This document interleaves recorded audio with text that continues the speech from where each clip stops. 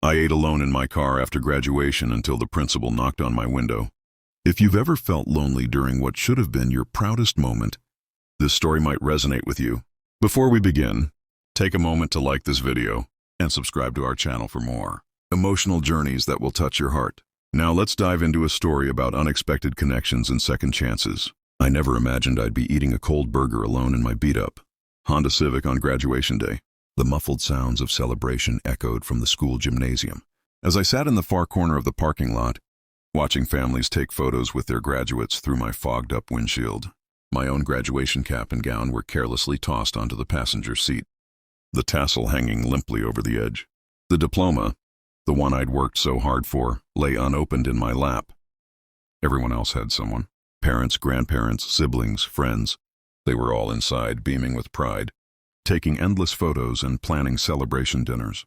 I had sent out invitations 3 weeks ago, one to my dad's last known address in Arizona, another to my mom's rehab facility in Oregon, and a third to my older brother, who was too busy with his own life to bother with mine. The responses were exactly what I had expected. Silence, excuses, and finally my own quiet resignation. Principal Harrison had called my name like everyone else's. I'd walked across that stage, accepted my diploma with a firm handshake, and even managed to smile for the photographer. I heard a few cheers, probably from teachers who knew I'd overcome more than most to get to this point. But when I looked out at the crowd, there was no one standing, no one calling my name, no one waiting to hug me afterward. So I did what seemed sensible at the time. I changed out of my gown in the bathroom, slipped out the side door while families were still congregating, and drove through the first fast food place I saw. Now I was sitting here eating lukewarm fries and wondering if this moment, this achievement that was supposed to be monumental, would always feel this hollow. The sharp rap on my window nearly made me choke on my burger. Principal Harrison stood there, still in his full academic regalia, looking at me through the glass with an expression I couldn't quite read. I reluctantly rolled down the window, preparing for some generic platitude about how I should be inside celebrating with everyone. "Else, mind if I join you?" he asked instead. Before I could answer, he was already walking around to the passenger side. I quickly grabbed my cap and gown to make room, shoving them into the back seat along with empty energy drink cans and textbooks I no longer needed. "Sorry about the mess," I mumbled as he folded his tall frame into my small car, his ceremonial robes bunching awkwardly around him. "I've seen worse," he said simply, adjusting his position. "The teacher's lounge would shock you." An uncomfortable silence filled the car as I held my half-eaten burger, unsure what to do next. Principal Harrison wasn't known for personal connections with students. In my 4 years, I'd only been in his office twice. Once when I was caught skipping class to work on a scholarship application, and once when he called me in to tell me I was valedictorian material if I applied myself more consistently. "You know," he finally said, looking straight ahead through the windshield rather than at me, "I noticed you weren't in the gym for the reception." I shrugged, taking another bite of my burger to avoid responding immediately. "Wasn't really feeling the whole celebration thing." "I get that." He nodded, surprising me. "My own high school graduation. I spent the after-party hiding in the library. Last place anyone would look for me." This didn't fit the image of the stern, always composed Principal Harrison I knew. The man who gave perfectly measured speeches and seemed to glide through the hallways with unshakable authority. "Why?" I asked, genuinely curious. He smiled slightly. "My parents were having a very public argument about who I'd be living with after the ceremony. Made the whole proud family thing feel like a bit of a farce." He paused, then added, "They'd been divorced for 3 years at that point. But somehow my graduation day seemed like the perfect time to rehash old grievances." "That sucks," I offered lamely, not knowing what else to say. "It did," he agreed. "But you know what? That day wasn't really about them." I snorted. "Yeah, well, today isn't really about anyone for me. No audience, no problem, right?" Principal Harrison turned to face me now. "I saw your academic record, Ethan. I know what you've been dealing with. Working night shifts at that warehouse while maintaining a 3.0 GPA isn't something just anyone could do." I shifted uncomfortably. I didn't like being reminded of the balancing act my life had become since I started living on my own last year.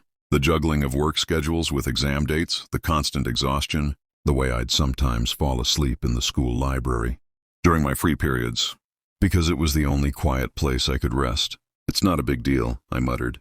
"Lots of kids have it worse." That doesn't make what you've accomplished any less significant, he countered. You know, when I saw your name on the graduating list, I made a point to watch for you specifically today. Why? I asked, genuinely confused. I wasn't a troublemaker. But I wasn't exactly the type of standout student principals usually noticed. Because 4 years ago, your middle school counselor called me, he said quietly. She warned me you might not make it to graduation. Said your home situation was deteriorating. That you'd missed too many days in 8th grade. That you might drop out before sophomore year. He paused. She wasn't being pessimistic.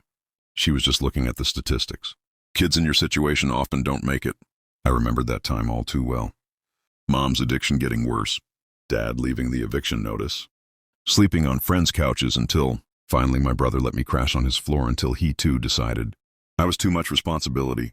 Yeah, well, I said, trying to keep my voice steady. Spite is a pretty powerful motivator. Principal Harrison actually laughed at that. Indeed it is. But it takes more than spite to do what you've done. Ethan, it takes something special. We sat in silence for a moment, the sounds of distant celebration still floating through the air. I'd stopped eating. The food suddenly tasteless. You know what I think? Principal Harrison finally said. I think sometimes we focus so much on who isn't there that we forget to acknowledge who was beside us all along. No offense. But I've been pretty much on my own, I said, a defensive edge creeping into my voice. Have you? He challenged gently. Miss Reeves stayed after hours every Tuesday to help you with calculus for an entire semester.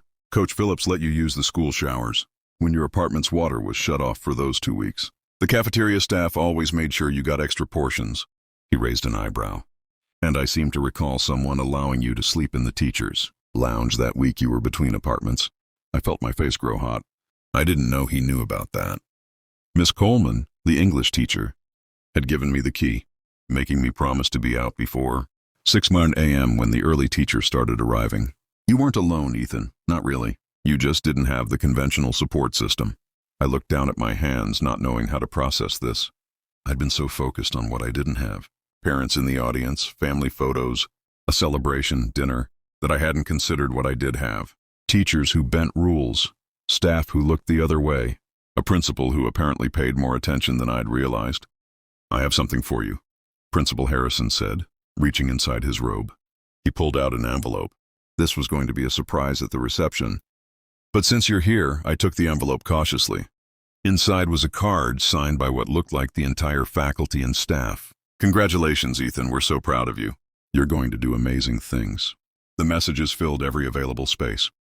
But what caught my eye was the check paper clipped to the inside. A scholarship fund the teachers had apparently pulled together, enough to cover my first semester books at community college. We know about your partial scholarship, Principal, Harrison explained, and we wanted to help fill in some gaps. It's not much, but it's everything, I interrupted, my voice cracking embarrassingly. I cleared my throat. I don't know what to say. You don't have to say anything, he replied.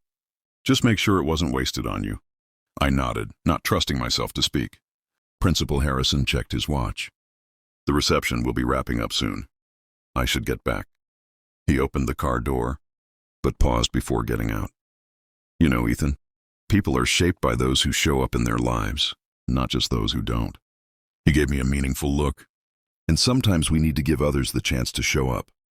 With that, he stepped out of the car, adjusting his academic robes. But before closing the door, he leaned down one more time. The staff is having a small gathering at Donovan's Bistro in about an hour. Very casual, just a tradition after graduation. He shrugged. If you wanted to stop by, I'm sure everyone would be glad to see you. Your choice, of course. Then he was gone, walking back toward the gymnasium, leaving me sitting there with my cold food and a card that suddenly meant more than any family photo could have. I sat there for a long time thinking about what Principal Harrison had said about being shaped by those who show up, about conventional versus unconventional support systems, about how I'd been so fixated on what I didn't have that I'd become blind to what I did. The parking lot gradually emptied as families left for their celebrations. I watched them go, the proud parents, the grandparents with their cameras, the siblings alternating between boredom and pride. For the first time, I didn't feel that sharp pang of jealousy. Instead, I found myself wondering about their stories. How many of those smiling families had their own complications behind the scenes? How many of those smiling families had their own complications behind the scenes? How many of those graduates had struggled in ways I couldn't see? I started my car as the last of the families drove away. The school building looked different somehow. Not just the place I'd been trying to escape for 4 years, but somewhere that had, in its own institutional way, sheltered me when I needed it most. I carefully placed the card in my glove compartment, handling it like something precious. Then I checked the time. The teachers gathering at Donovan's would be starting soon. The thought of walking in there made my stomach twist with anxiety. But something else was pushing against that feeling. Something that felt uncomfortably like hope. I pulled out my phone and looked up the address for Donovan's Bistro. It wasn't far. I could at least drive by, see if I felt comfortable enough to go in. No commitment, just an option. As I put the car in reverse, I caught sight of my graduation cap in the back seat. On impulse, I reached back and grabbed it, placing it on the passenger seat where I could see it. A reminder that today, despite everything, I had accomplished something significant. And maybe, just maybe, I didn't have to celebrate it alone. When I pulled into Donovan's parking lot 20 minutes later, I almost turned around 3 times. But then I saw Miss Reeves getting out of her car, laughing at something Coach Phillips was saying as they walked toward the entrance. Miss Coleman was already holding the door open, her graduation heels replaced with comfortable flats. These people had seen me at my worst. They'd watched me fall asleep in class from exhaustion, wear the same clothes for days when laundry wasn't an option, and struggled to keep up when life became too overwhelming. Yet here they were, still showing up, still creating space. I took a deep breath, grabbed my graduation cap, and got out of the car. Principal Harrison saw me first as I hesitantly approached the restaurant entrance. He didn't make a big deal about it, just nodded slightly with what might have been approval before turning back to his conversation. But Ms. Reeves broke into a wide smile when she spotted me, waving me over enthusiastically. "Ethan, you made it," she exclaimed, as if my presence was the missing piece that would make the evening complete. And as other teachers turned to greet me, I felt something shift inside. A knot loosening, a weight lifting. I didn't have the conventional graduation day.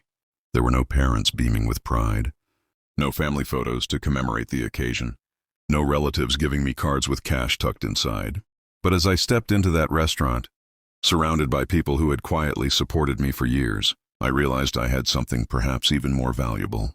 A chosen family who had seen my worth when I couldn't see it myself. Sometimes life doesn't give us the celebrations we think we deserve. Sometimes we eat alone in our cars while others gather inside.